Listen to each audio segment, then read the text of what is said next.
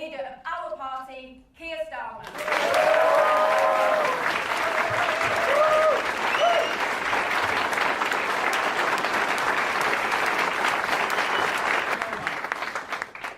Thank you very much, and thank you, Jane. They were such powerful words. Thank you for that introduction. The election results last week were tough, very tough. We lost some brilliant Labour representatives. That hurts, and it should hurt. I get it. I feel it. And I take responsibility. But it's not just about taking responsibility for the results. It's about taking responsibility to explain how, as a political and electoral force, we will be better and do better in the months and years ahead. Because we are not just facing dangerous times, but dangerous opponents, very dangerous opponents. This hurts not just because Labour has done badly, but because if we don't get this right, our country will go down a very dark path. So just as I take responsibility for the results, I also take responsibility for delivering the change that we promised, for a stronger and fairer Britain that we must build. I take responsibility for navigating us through a world that is more dangerous than at any time in my life. And I take responsibility for not walking away, not plunging our country into chaos as the Tories did time and again, chaos that did lasting damage to this country. A Labour government would never be forgiven for inflicting that on our country again.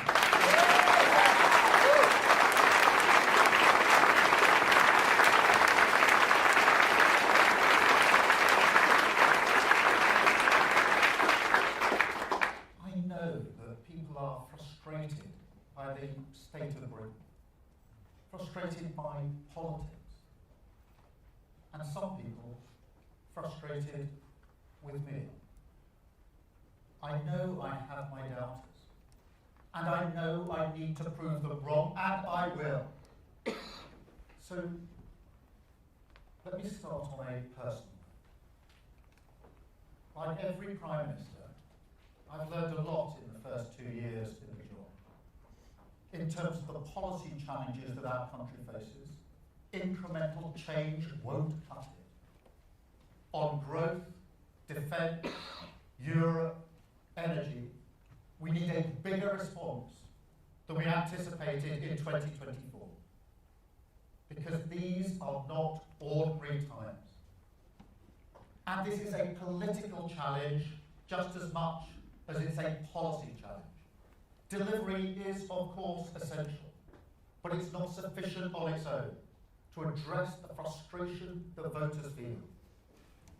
We're battling reform and the Greens, but at a deeper level, we're battling the despair on which they prey, despair that they exploit and amplify.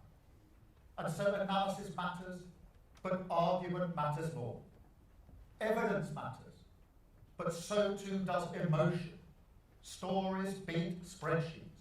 People need hope. So we will face up to the big challenges. And we will make the big arguments. The Labour case. That only Labour values and Labour policies can ensure our country not only weathers these storms, but emerges stronger and fairer. And the Labour case. That neither Nigel Farage nor Zach Polanski offers our country the serious progressive leadership that these times demand.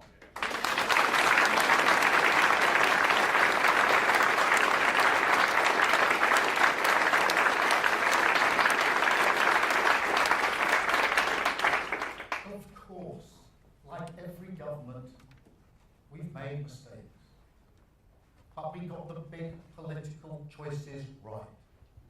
I mean, if we'd listened to the advice of other parties, right now we'd be stuck in a standoff with Iran, having been dragged into a war that is not in our interest, and I will never do that.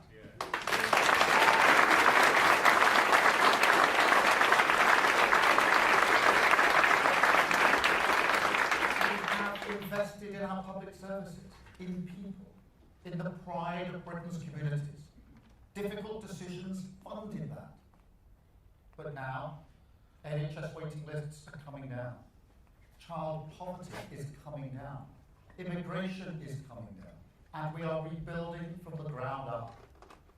They were the right calls. And most of all, we stabilised the economy. The fundamentals are sound, and that matters because it puts us in a much better place to come out of the conflict in Iran stronger and fairer, and for living standards to improve after 2 decades of stagnation. But that's not enough, clearly. No. For the British people, tired of a status quo that has failed them, change cannot come quickly enough. And truth be told, I'm not sure that they believe that we care. I'm not sure they believe that we see their lives. That's tough to say. When you come from a working class background like me, it's hard to hear that. Because I do know what it's like to struggle and to strive. But what I take from it is that I spend too much time talking about what I am doing for working people and not enough time talking about why or who I stand for. Because I can see how hard life has been during these decades of crisis. I can see that very clearly. My late brother Nick spent all his adult life going from one job to the next. The status quo did not work for him. My sister is a carer, working long hours on low pay, year after year after year. She didn't even get sick pay in the pandemic. The status quo did not work for her. For too long we've ignored people like that. And there are millions of people in that boat.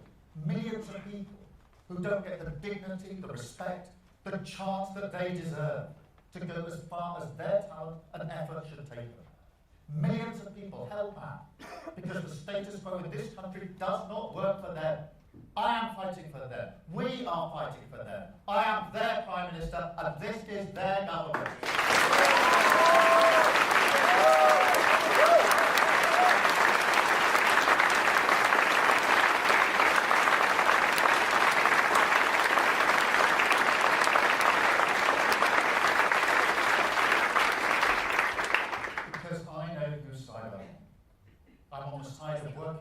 Just like my sister, people who work harder and harder, but who worry about the cost of living.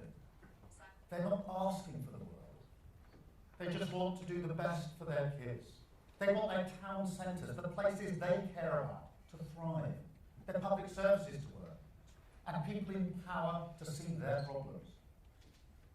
And right now, they're worried sick. They turn on the TV, they see bombs falling. They go to the petrol station, see prices rising, and they think, how is this happening to us again? They say, how can I be paying the price for a war thousands of miles away that I don't support, that Britain is involved in? And it's not a new theory, is it? For 2 decades, our country has been buffeted by crisis after crisis. The 2008 financial crash, the Tory austerity that followed it, Brexit, COVID, Ukraine war, on and on it goes. Our response is always the same. A desperate attempt to get back to the status quo, a status quo that failed working people time and again. Our response this time must be different. A complete break. We must make this country stronger, take control of our economic security, our energy security, our defence security, and we must make this country fairer.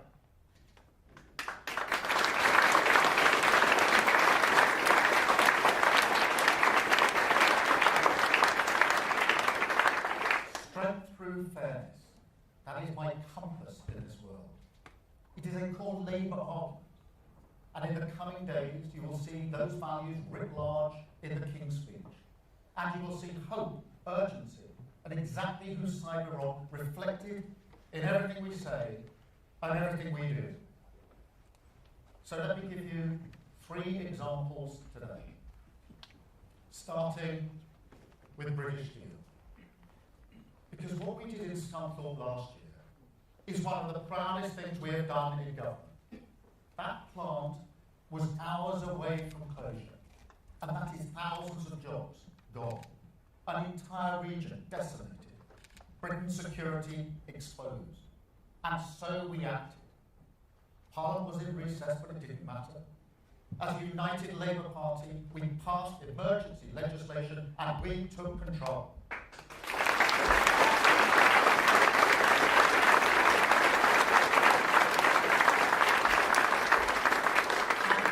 Bring that same urgency to everything now, starting, appropriately enough, with Scunthorpe. Because steel is the ultimate sovereign capability. Strong nations in a world like this need to make steel. That's why we're backing steel in from Talbot and across the UK. But in Scunthorpe, we've been negotiating with the current owner, and a commercial sale has not been possible. And now a public interest test could be made. So I can announce that legislation will be brought forward this week to give the government powers, subject to that public interest test, to take full national ownership of British steel.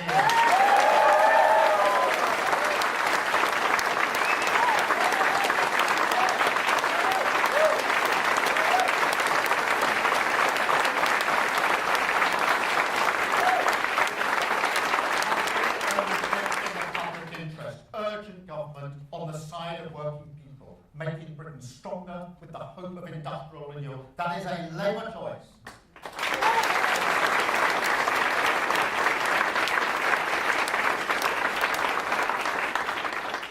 Second example, Europe. And I'm sorry, but I need to take a bit of a detour on this, because I want to remind you what Nigel Farage said about Brexit. He said it would make us richer. Wrong. It made us poorer. He said it would reduce migration. Wrong. Migration went through the roof. He said it would make us more secure. Wrong again. It made us weaker. He took Britain for a ride, and unlike the Tories actually, who at least had to face up to it, he just fled the scene. And now he'll talk about almost anything other than the consequences of the one policy he actually delivered. Because he's not just a grifter, he is a chancer.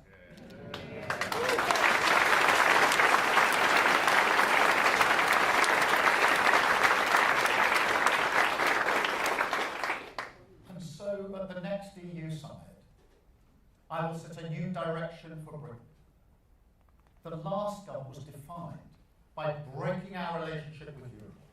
This Labour government will be defined by rebuilding our relationship with Europe, by putting Britain at the heart of Europe. So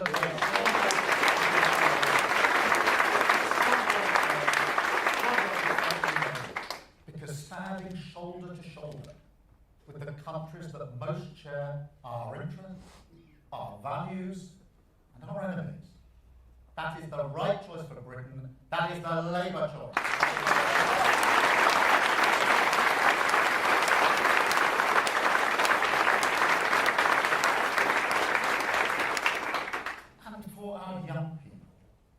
Also something more. Because Brexit snatched away their ability to work, to study, and to live easily in Europe. That's why I'm proud we restored the Erasmus scheme. But I want to go further.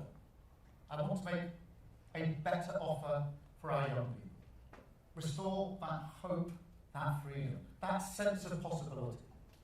And so I want an ambitious youth experience scheme to be at the heart of our new arrangement with the EU, so that our young people can work and study and live in Europe, a symbol of a stronger relationship and a fairer future with our closest allies. That is the Labour choice.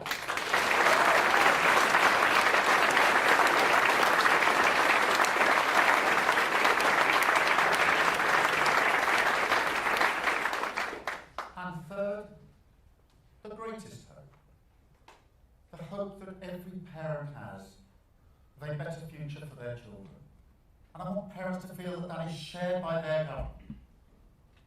Now, my parents, don't worry, I'm not going there. But they didn't have a lot of money. And my mum was seriously ill for almost all of her life. But when they were in their later years, reflecting on what gave their life meaning, I could see that, as well as their hope in us, their kids, what comforted them was the idea that they had contributed to a Britain that was getting better for young people, that kids now had a better opportunity than they did. And so I have always been driven by the idea that every child should go as far as their talent or effort takes them. It's a beautiful idea, shared widely across this country. We tell ourselves stories about it, don't we? Stories not unlike mine, about the working class kids who do make it. And I don't blame people for telling those stories. It's important to tell those stories. But it's not everyone, is it? So when I say every child should have the opportunity to go as far as their talent or effort takes them, I mean every child. I mean the kids who are growing up in poverty, the kids who have special educational needs, the kids who can't get a job, and the kids who are ignored, frankly, because society often only puts those who go to university on a pedestal. We don't really see anything else as success. And that is wrong, deeply wrong. So we will go much further on our investment in apprenticeships, in technical excellence colleges, in special educational needs. We will make sure that every young person struggling to find a job will get a guaranteed offer of a job, training or work placement. And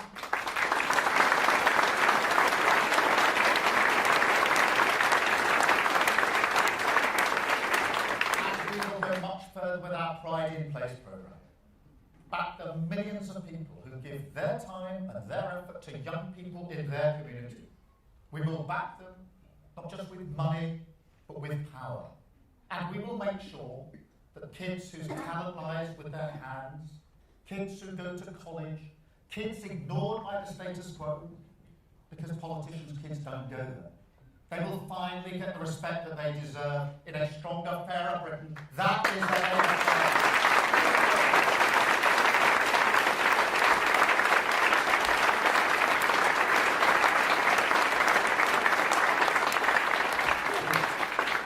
These are just a few examples, but they show the urgency and hope in our direction. They show the Labour values we will be dying for. And they show, frankly, the lessons that we will learn. Now, other parties will draw different lessons. In fact, they already are. They want more grievance politics, more division, more pointing at Britain's problems, looking not for solutions, but for someone to blame. Now, that's fine if it's me, if it's politicians, that's the job. But increasingly, it's not. It's other people in this country. And I don't think that's British. That is not the decency and respect that we are known for. But it's here. That politics is with us now. And you'll see it again on Saturday at a march designed to confront and intimidate this diversity and this diverse country. That is why this Labour government will block far-right agitators from travelling to Britain for that event. Because we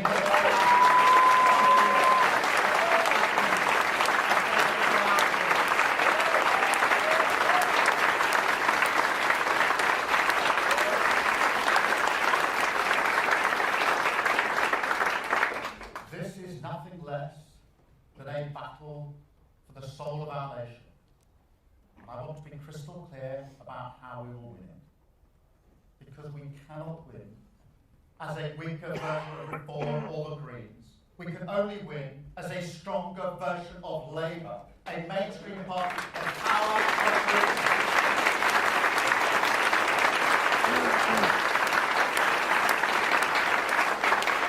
I also want to be really clear on this, because I will never stop fighting for the decent, respectful, diverse country that I love. I will never give up on the hope we can unlock in this country, the hope of renters for security in their homes, of workers for fairness at work, of public services free from austerity, the hope of European solidarity, of community pride, of the people who paint over the graffiti that is racist, a country taking control of its future, our spirit unchanged, our resolve unbroken, the hope of a country that can and will become a stronger, fairer Britain. That is the hope I'm fighting for. That is the hope we are fighting for. That is the Labour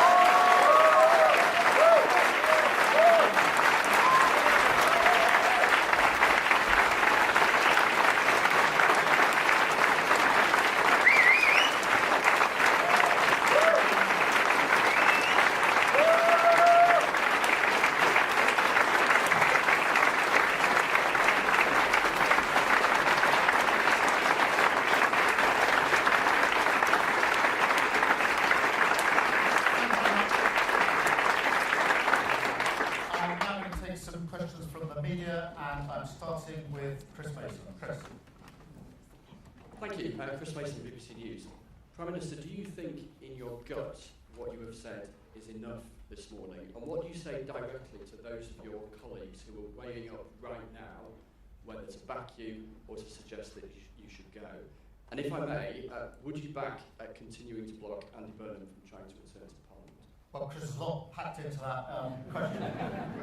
Let me just, what I'm doing is setting out the response, the direction that we need to take, and the acknowledgement that in the world we live in now, we need a bigger response than 2024. It is a different world, and an acknowledgement that this isn't the first shock the country's been through with the Iran conflict. We've had plenty of those in the last 20 years, but every time the government of the day has tried to get back to a status quo that doesn't work.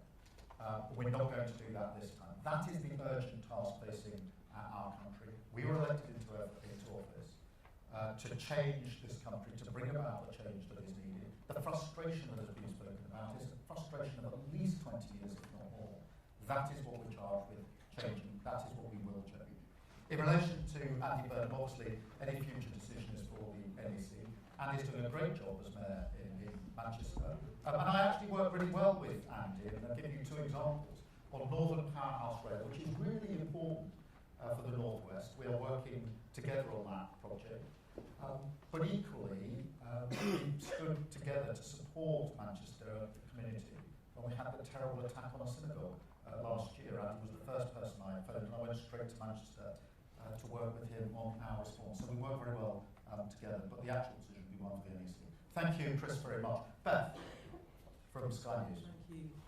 Prime Minister, back in 2021, when Labour lost hundreds of council seats in the Hartlepool by-election, you thought about resigning as Labour leader, explaining, and this is quoting you, "I didn't feel I should be bigger than the party." But these results, this moment, is so much worse than then. You've lost nearly 1,500 councillors, 40 councils, you've lost Wales. Haven't you, for one moment, thought you should step aside in the interests of the party and country? And if you haven't, why haven't you? Thank you. Well, thank you very much, Beth. I think what we witnessed with the last government was the chaos of constantly changing leaders. And it cost this country a huge amount.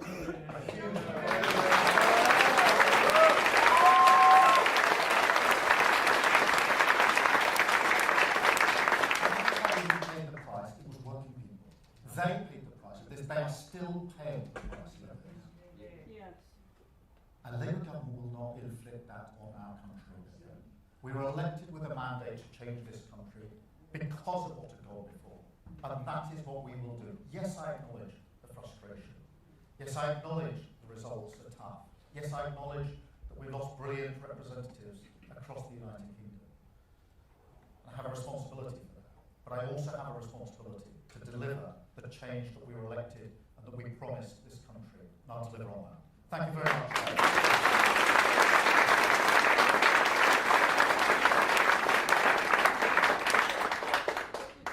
What's vexed you this weekend? thick as a rock, and we talk everything through together, as you know. Robert Peston from ITV.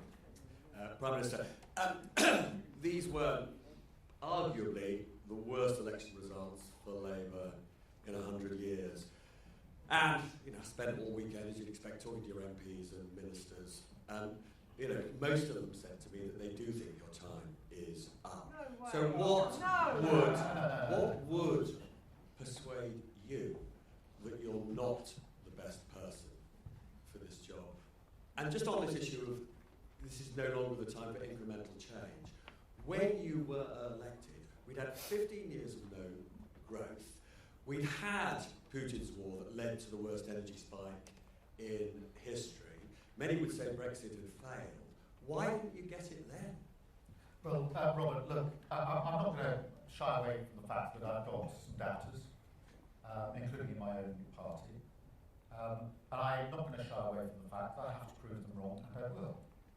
I had my doubters when I took on the Labour Party. I had my doubters who said we couldn't change this party but make it capable of winning an election. And I proved them wrong.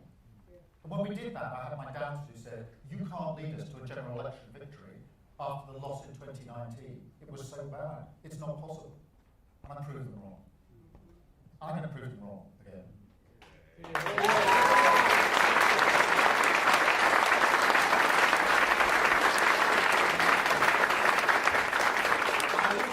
feel a deep sense of personal responsibility to deliver on the mandate that we won at that 2024 election. The first Labour government for 14 years that had to come in and clear up the mess and build a better Britain. That is what I came into politics to do, and that is what I will deliver. Thank you very much. And Robert, second, on the incremental. Look, you heard what I said about Scunthorpe. This is an example of the urgency, the pace, and the type of decisions that we need to make. The same with Europe.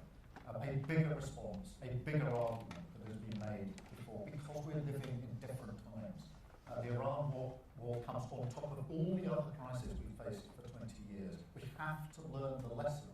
Every single time in the past, we've simply tried to get back as quickly as possible to a status quo that didn't work. We can't do the same again. That's why we need a bigger response. Thank you very much, Robert. I've got Catherine Foster from GB News. Catherine. Thank you, Catherine Foster, GB News. Prime Minister, the Labour Party was founded to represent the working class, many of whom voted for Brexit because they felt left behind. You've said yourself that the status quo is not working, but you're standing here in London and you're promising more Europe.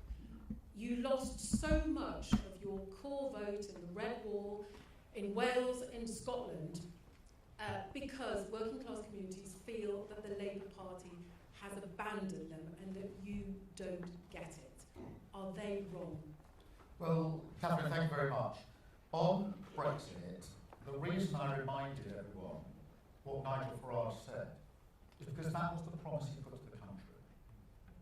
That we'd be stronger, we'd be richer, we'd have lots of money for the NHS, immigration would come down, and it all proved to be false. And he doesn't take any responsibility. He's not going back to the country now saying it was a good thing, you've all benefited. He'll talk about almost anything else apart from the consequences of the one thing that he delivered for the country, Brexit. He doesn't want to talk about that. And there's a reason for that. It didn't help working people. It turned out what he said wasn't true. That's why he doesn't want to talk about it now. But we have to talk about it now. Because we have to address the situation we're in. We have to give this country a stronger economy, a stronger defence and security set of arrangements, given the world we are living in. And that's why I said what I said about being closer to Europe, and this government being defined by bringing Europe back together again and Britain at the heart of Europe. Thank you very much, Catherine.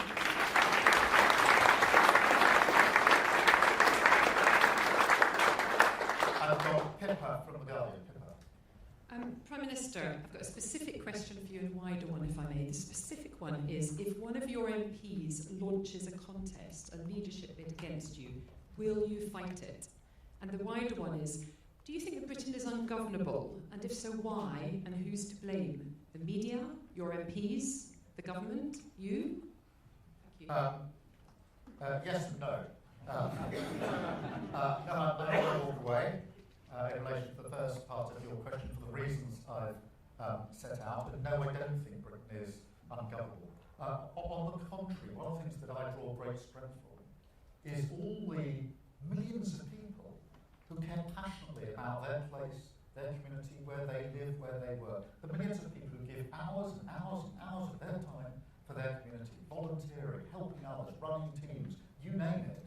That is a great strength of our country. I draw strength from the fact that we are a reasonable, tolerant, decent country, a live and let live country, a diverse country. That is the real Britain. That's not an ungovernable Britain. That is the Britain that I will fight for, particularly in light of the opponents we now have politically, different to the opponents that we had before. That is the real Britain. That is the Britain I love. That's the Britain I'll fight for. Thank you, Pippa. Jim Pickard from the FT. Jim. Jim Pickard, FT. Prime Minister, you say you don't want incremental change, and you say you want Britain to be at the heart of Europe. Are you ruling out, however, Labour manifesto at the next general election, including single market or custom union membership? Because without either of those things, our economy is very much not in the heart of Europe. Yeah, well, Jim, what I want to do is take a big leap forward with the EU-UK summit this year and take us closer both on trade, the economy, defence and security. And that will then be a platform on which we can build as we go forward. And as we do that, I strongly believe we've got to turn our back on the arguments of the past, not open old grievances, but look forward together to how we make this country stronger, how we make this country fairer. And so that's the approach that I will take. I've got Audrey from the Times. Audrey. Good morning, Prime Minister. Audrey Allegretti from the Times. To follow up on a previous question, you said that whether Andy Burnham comes back to Parliament is a matter for the NEC. Your business secretary said as much this morning, but he also said that it would be a distraction, that Labour shouldn't be fighting unnecessarily elections.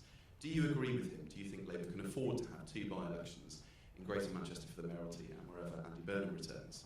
And also, if I may, over the weekend I think you gave an interview in which you suggested that you would like to be Prime Minister for a full 10 years.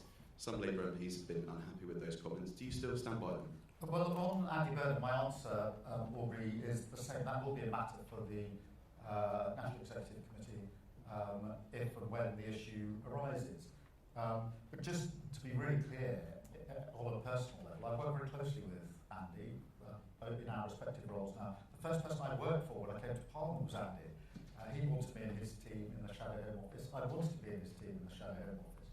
So we work very well together. We'll continue to work very well together. If the issue arises, it'll be a matter for the NEC. On the decade, look, what I'm doing is spelling out the scale of the challenge that we face. It's the same argument I was making before the election, which is after the damage of the last government, it will take time to clear that damage up and to build the better, stronger country that we need. And that's the decade that I've been talking about. Do I recognise that we've got to turn this around? Yes, of course I do. Do I realise that we've got to respond to these elections in the way I've set out in the speech I gave a moment ago? Yes, of course I do. And what I've done today is set out how I intend to address that task. Thank you very much, Aubrey. I've got Sophie from the Mirror. Hi, Sophie Huskisson from the Mirror. Thank you, Prime Minister. So do you agree with Angela Rayner that this could be your last chance to change course and save the Labour Party's future? And do you think the party should move more to the left to become, as you put it, a stronger version of Labour? And if I can just ask as well, since the losses in Wales and Scotland, have you spoken to Eluned Morgan and Anas Sarwar, and what was said? Thank you. Let me take them in reverse order. I've spoken to both Eluned and Anas. I'm not going to go through the conversation, but I have spoken to them, as I've spoken to many of those brilliant representatives who didn't get elected at this time, and to council leaders across the country. I spent a good deal of the weekend having those calls, but those calls did include Eluned and Anas. In relation to the task of turning this around, look, I do understand the enormity of the task that we face. We inherited a terrible legacy from the last government. Economically, public services, the NHS on its knees.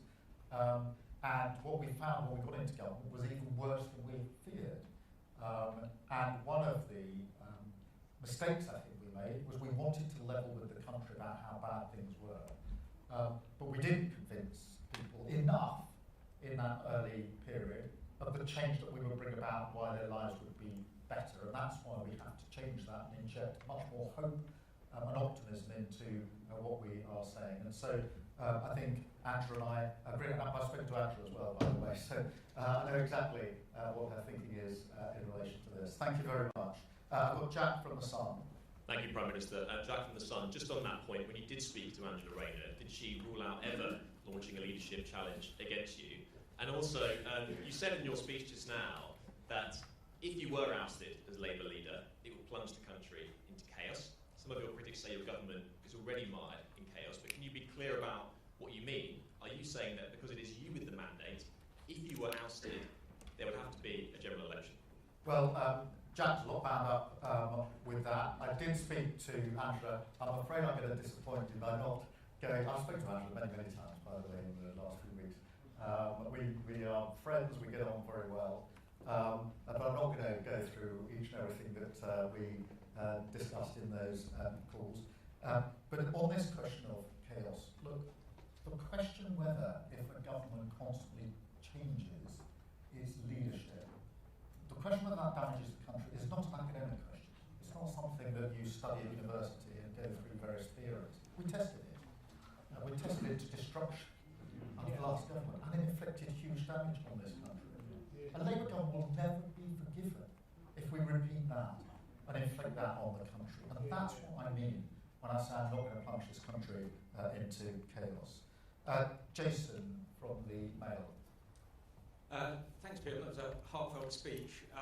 Your own MPs, though, at the end of last week were saying that you were detested on the doorstep. Those are their words. They said that people are no longer listening to you.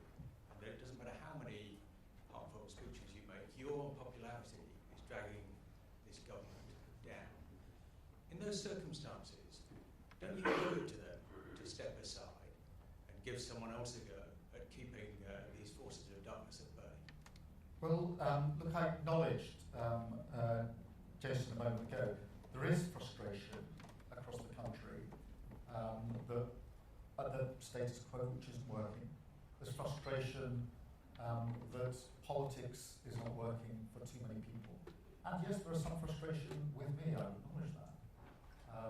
But that frustration that I'm describing has been built up over many, many years by people who feel that their lives are not getting better, that their city centre, their town centre, the place where they live doesn't look any better for them, that their children aren't going to get better chances than they got. That is what's driving that frustration. That is deep, that is political, that is the challenge we have to rise to. I mean, it's not a frustration that can be just cast aside easily. It's deeply bound in the status quo that has failed for so many years, and that's why we have to turn that around. And I've got Bethan McGinley. Bethan. Hi. So you talked a lot today about giving young people hope again, but for many young Britons, things like home ownership, secure work, and financial stability still feel further away than it did for previous generations. Why should they believe that this government can reverse that? Well, I think it's such a good question because I think young people have been very badly let down, whether that's on opportunities at work. We've got the best part of 1 million people, young people not in work. That's going to have a huge impact on them for the rest of their lives. People who can't get on the housing ladder very quickly or at all. And we have to instill the hope in them. We do that by changing what we're doing to help people get into work. We do that by taking better protections for renters. Too many young people are spending a lot of their income on rent, therefore they can't save their money to pay for a deposit. We're changing that with the Renters' Rights Act, which came into force just a week and a bit ago. And we're changing that with the hope of a better future and the sense in which they will be able to work, travel and study in Europe in a way which hasn't been possible in recent years. And in the end, those young people are our hope, because that's why I gave the example of my mum and dad. It's a very real example, because I think very many people, when they get towards the end of their lives, do reflect and say, what was my life about? And for my mum and dad, in material things, they didn't actually have a lot to show for their lives. But they had this deep comfort, I could really feel it, this deep comfort inside, that they, my mum and dad, Rob and Joe, that they had contributed to a country where the next generation would have better chances. That is the real hope and optimism in young people, and that's where it resides with me, because I think, as I said in the speech, that's the greatest hope of all. So thank you very much for that question. Thank you all.